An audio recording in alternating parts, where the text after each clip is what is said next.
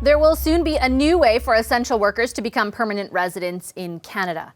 Starting May 6th, the federal government will be accepting applications for up to 90,000 new permanent residents. That includes healthcare and, quote, other essential workers, as well as international students who have graduated in the last 4 years. But who exactly does fall into the essential worker category? Let's find out from Marco Mendicino. He's the Minister of Immigration and Citizenship, and he's with us tonight from Toronto. Hi, Minister. Good to see you as always. Thank you for making the time.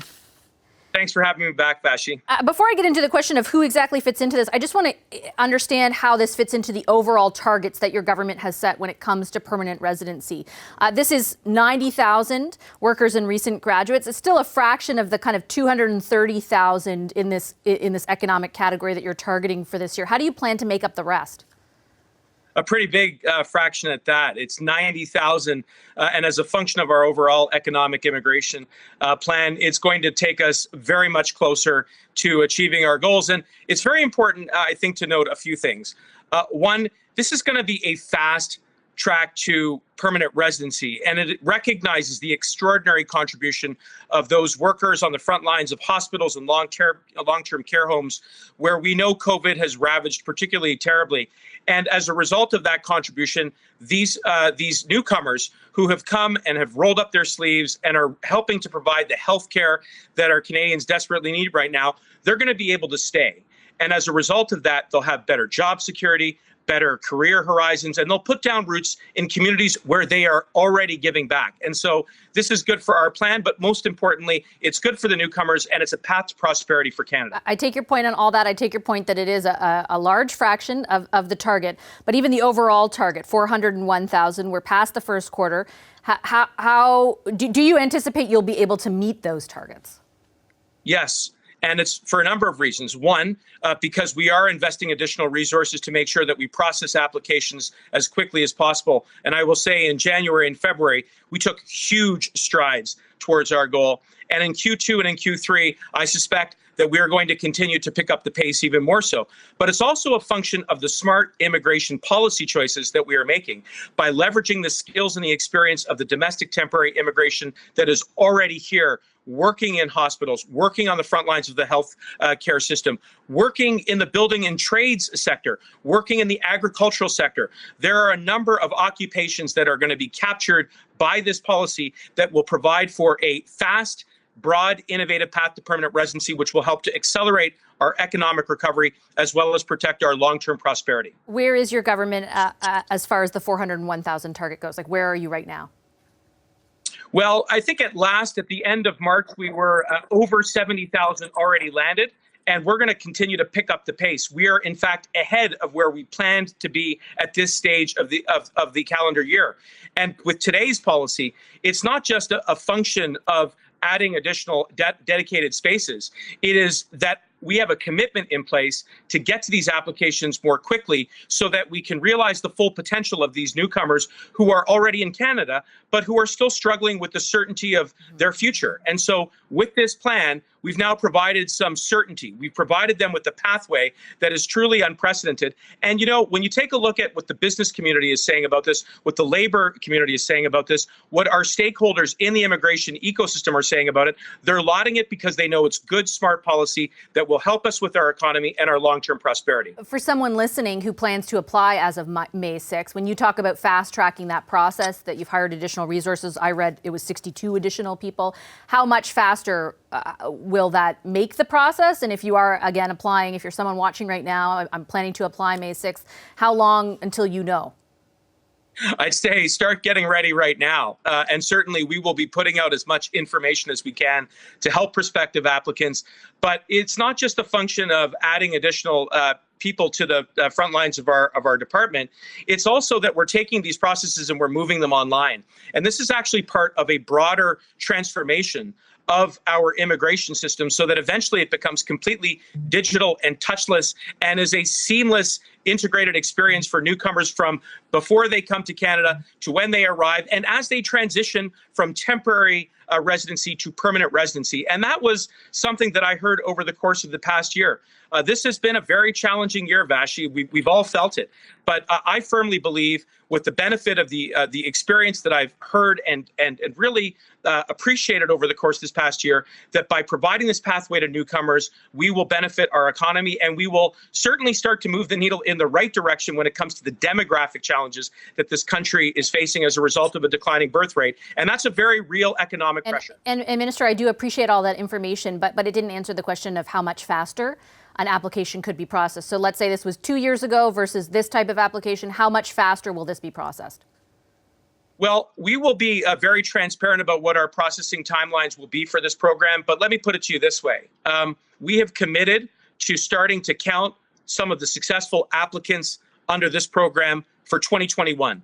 That is one of the main objectives of launching it today. And by extension, I think what you will see is a real commitment to accelerate the processing of this application, but also maintain our commitments in other important pre-existing pathways like the express entry as well.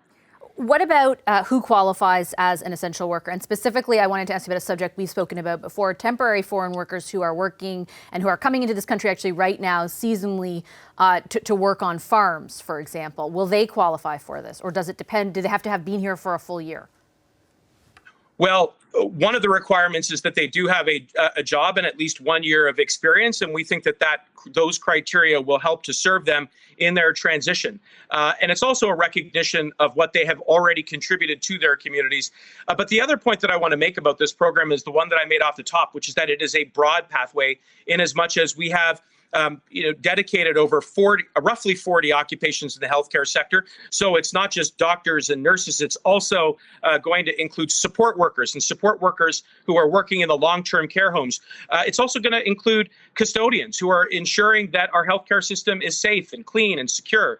And it's also going to allow for some within the agricultural sector to have a pathway to permanent residency. And by taking this inclusive approach, what we're doing is we're embracing an argument that economists have long made, which is that, yes, of course, we want an immigration system that welcomes highly educated, highly experienced newcomers, but there are also a number of other newcomers who possess a range of skills that are required, whether it's in the building and trades or in the manufacturing sector, or indeed in the agricultural sector. And these pathways today will allow them to realize that potential as well. And again, I appreciate all that information, and I'm not trying to take away from the benefits of the program that you're presenting. What I'm trying to get at for our viewers is temporary foreign workers and people who we know were greatly affected, disproportionately, you could say, by COVID-19 last year. 1,780 of them tested positive for COVID-19 last year. In Ontario alone, 3 people died.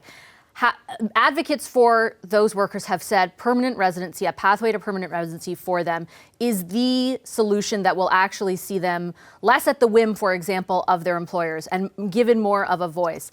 Does anything you're announcing today affect the thousands of workers who are coming into this country right now so that we have food on our table over the coming months?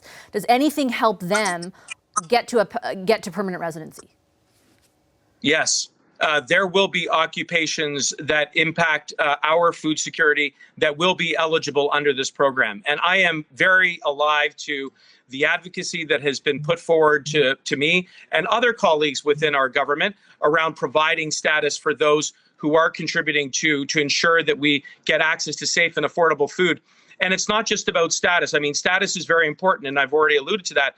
But it's also that we have taken some steps to provide additional protections for workplace safety standards, work that we undertake in conjunction with the provinces. So the short answer to your question, Vashi, is yes. You have, but I'll note that, for example, the Auditor General not too long ago said that her team came across significant shortcomings with your government's response to the program and flagged them to you. In February, she said her office found the federal government didn't follow inspection protocols and couldn't show whether workers were properly quarantined. Has that been rectified?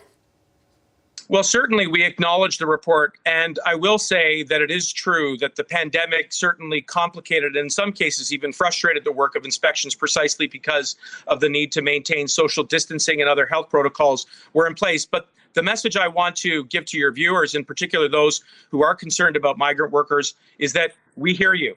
And today's announcement is indeed a nod to some of the arguments around status. There will be some who are eligible under this program, and as a result, they will have a pathway to permanent residency that is faster, and that will allow them to achieve their full potential and help drive our economic recovery. Just quickly, Minister, before I let you go, the conditions you described that frustrated those inspections which would obviously hold employers to account, still exist right now. We've had medical officials on tonight saying we're in the worst part of the pandemic. Can you assure Canadians and these temporary foreign workers that inspections will properly be conducted? You're right about that. We are at a very challenging moment, and I don't detract from that. But yes, of course, our government is committed to making sure that we protect the safety of all workers, regardless of status. That is our commitment, and we will continue to do it. And certainly situated into the context of this pathway today, this is important, Vashi. It is a right step in the proper direction when it comes to achieving our immigration goals. It's going to help shape the lives very positive for over 90, obviously the 90,000, but many, many others who will be positively impacted by their contributions as well. All right, I'll leave it there, Minister. Thank you very much for making the time. I appreciate it, as always. Thank you, Vashi. Marco Mendicino is the Minister of Immigration. Hi, I'm Vashi Capellos, host of Power in Politics. See more of our show by subscribing to the CBC News channel or click the link for another video.